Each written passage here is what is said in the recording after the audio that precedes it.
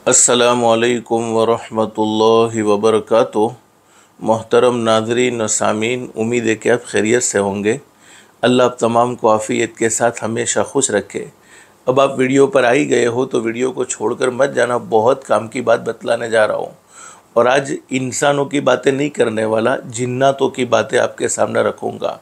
जिन्नात को अल्लाह पाक ने कब पैदा किया, और जिन को जिन क्यों कहते हैं, और जिन्नात किन को नज़र आते हैं।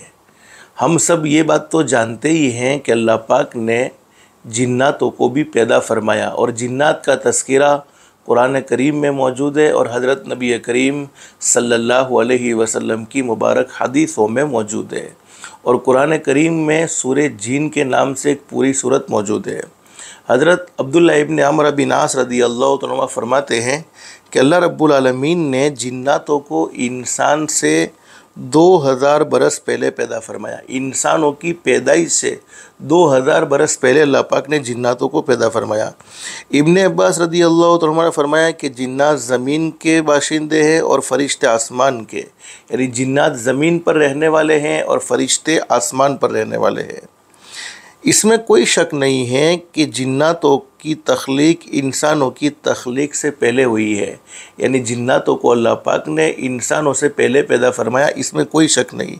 और कुरान करीम में भी सूरह हिज्र की आयत नंबर 26 और 27, वलक़द ख़लक़नल इंसान मिन सल्सालिम मिन हमइम मस्नून वल्जन्न ख़लक़नाहु मिन क़ब्लु मिन नारि समूम में सबूत इसका मौजूद है। क्या सबूत? कि अल्लाह रब्बुल आलमीन ने इंसानों की तख्लीक से पहले जिन्नातों को पैदा फरमाया। इस आयत करीमा का मतलब ये है, अल्लाह पाक फरमाना चाहते हैं कि हमने इंसान को सड़ी हुई मिट्टी के सूखे गारे से, सड़ी हुई मिट्टी के सूखे गारे से इंसान को बनाया, और उससे पहले जिन्नों को हम आग की लपट से पैदा कर चुके थे। इंसान की पैदाइश मिट्टी से है। तो अल्लाह रब्बुल आलमीन इस आयत करीमा में हमें यही समझाना चाहते हैं कि हमने इंसान को सड़ी हुई मिट्टी के सूखे गारे से पैदा फरमाया, उससे पहले हम जिन्नों को आग की लपट से पैदा कर चुके थे। जिन को जिन इसलिए कहा जाता है। अब एक सवाल है कि जिन को जिन क्यों कहा जाता है। जिन एक लफ्ज़ है जिसको हम जिन्नात भी कहते हैं। जिन को जिन क्यों कहा जाता है?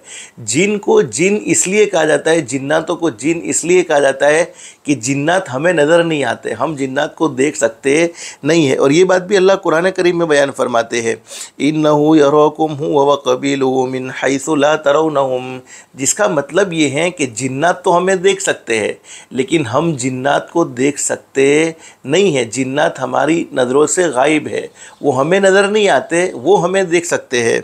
इसीलिए हदीस शरीफ में मौजूद है, जिन्नात हमको नज़र नहीं आते लेकिन जानवरों को नज़र आते हैं। जानवर जिन्नातों को देख सकते हैं। जिन्नात हमें तो नज़र नहीं आते लेकिन जानवरों को जिन्नात नज़र आते हैं।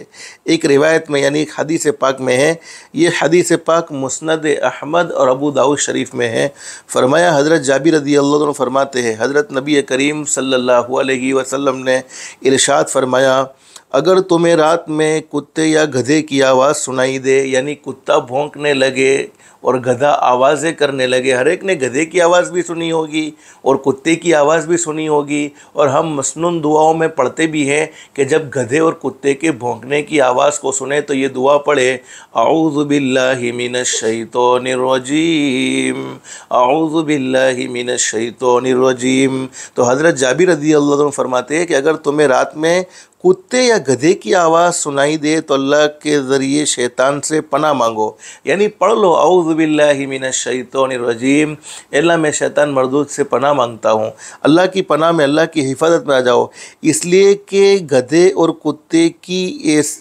कुत्ते जब ये भौंकते हैं, गधे और कुत्ते जब आवाज़ें करते हैं, तो गधे और कुत्ते ऐसी चीज़ें देखते हैं जो हम नहीं देखते हैं। यानी गधों को भी जिन्नात नज़र आता है, कुत्तों को भी जिन्नात नज़र आता है। इसलिए अल्लाह से पनाह मांगने को कहा गया है कि जिन्नात की ये शक्ल सूरत हमें नज़र नहीं आती लेकिन जानवरों को नज़र आती है। अब सवाल ये होता है, जिन्नात किस दिन पैदा हुए? ये भी एक सवाल है, जिन्नात किस दिन पैदा हुए?